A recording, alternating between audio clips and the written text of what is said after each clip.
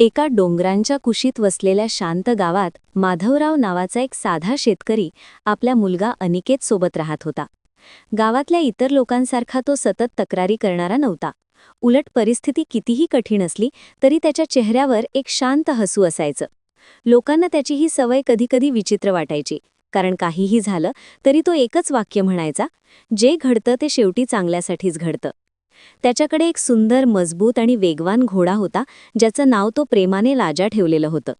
माधवराव त्या घोड्याला फक्त जनावर मानत नव्हता, तो त्याला कुटुंबातील सदस्यासारखं जपत होता.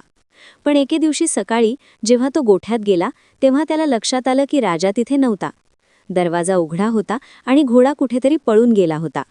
माधवरावने संपूर्ण गावभर शोध घेतला, जंगलात गेला, नदीकिनारी गेला, पण राजा कुठेच सापडला नाही. संध्याकाळी ही बातमी गावात पसरली आणि अनेक गावकरी त्याच्या घरी आले. सगळे सहानुभूती दाखवत म्हणाले, अरे माधवराव, फार वाईट झालं. इतका चांगला घोडा गेला म्हणजे तुमचं खूप नुकसान झालं. किती दुर्दैव तुमचं. पण माधवराव शांतपणे हसला आणि म्हणाला, घोडा गेला हे खरंय, पण एवढंच कसं म्हणता येईल की ते वाईटच आहे? कदाचित यातही काही चांगलं दडलं असेल. गावकऱ्यांना त्याचे उत्तर अजिबात समजलं नाही. काहींनी त्याला वेडा म्हटलं, काहींनी खांदे उडवले आणि सगळे निघून गेले. काही महिने गेले. एक दिवस सकाळी अचानक गावाच्या कडेला धूळ उडत असल्याचा आवाज आला. लोक बाहेर आले आणि त्यांनी जे पाहिलं ते पाहून सगळे थक्क झाले. माधवरावचा राजा परत आला होता आणि तो एकटाच नव्हता, त्याच्यासोबत 3 जंगली घोडेही होते. आता अचानक माधवरावकडे 4 घोडे झाले होते. पुन्हा गावकरी त्याच्या घरासमोर जमले. यावेळी त्यांच्या चेहऱ्यावर आनंद होता. ते म्हणाले, माधवराव, तुम्ही किती नशीबवान आहात. घोडा गेला म्हणून आम्ही वाईट म्हणलं, पण आता तर तुमच्याकडे 4 घोडे झाले. पण माधवराव पुन्हा शांतपणे म्हणाला, नशीबवान की नाही हे अजून कसं सांगू, वेळच सांगेल. जे होतं ते चांगल्यासाठीच होतं. लोक पुन्हा गोंधळले. काही दिवसांनी त्याचा मुलगा अनिकेत त्या जंगली घोड्यांना माणसाळवण्याचा प्रयत्न करू लागला. तो उत्साही होता, त्याला स्वार व्हायला आवडत होतं. पण एका दिवशी एक जंगली घोडा अचानक उधळला आणि अनिकेत जोरात खाली पडला. त्याचा पाय गंभीररित्या मोडला. पुन्हा गावकरी आले. यावेळी सगळ्यांच्या चेहऱ्यावर दुःख होतं. ते म्हणाले, अरे बापरे, हे तर फार वाईट झालं. ते घोडे आले नसते तर तुमच्या मुलाचा पाय कसा मोडला असता? पण माधवरावने पुन्हा शांतपणे तेच वाक्य म्हटलं, कदाचित यातही काही चांगलं असेल.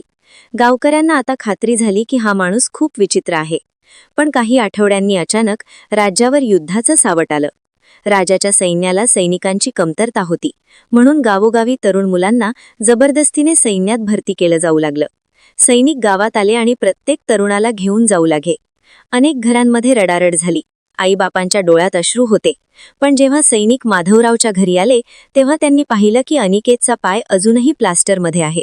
तो चालूही शकत नव्हता. त्यामुळे सैनिकांनी त्याला सोडून दिलं. त्या दिवशी संध्याकाळी पुन्हा गावकरी माधवरावच्या घरी आले.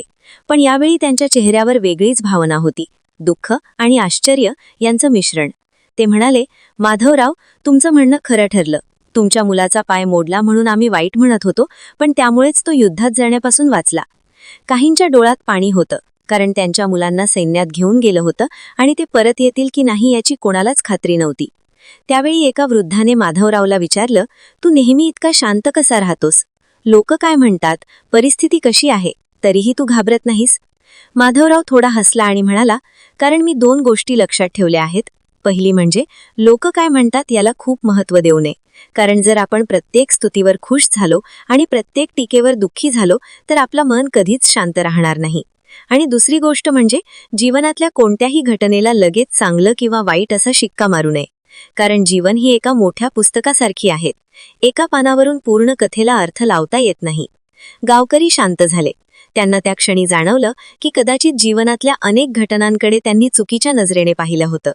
माधवरावची गोष्ट गावभर पसरली आणि अनेकांनी त्याच्या विचारांचा विचार करू लागले. अनेकांना समजलं की कधीकधी जे आपल्याला अपयश किंवा दुःख वाटतं तेच भविष्यात मोठ्या संकटापासून वाचवणारं ठरतं. त्या दिवसानंतर गावात जेव्हा कोणाच्या आयुष्यात काही अनपेक्षित घडायचं तेव्हा लोक लगेच निराश न होता एकमेकांना म्हणायचे, थांब, अजून कथा संपलेली नाही. आणि माधवरावच्या त्या साध्या पण खोल विचाराने अनेकांच्या मनात एक नवा विश्वास निर्माण केला की आयुष्यातील प्रत्येक घटना ही एका मोठ्या कथेतला फक्त एक छोटा भाग असते आणि शेवट काय असेल हे आपल्याला आधीपासून कधीच कळत नाही.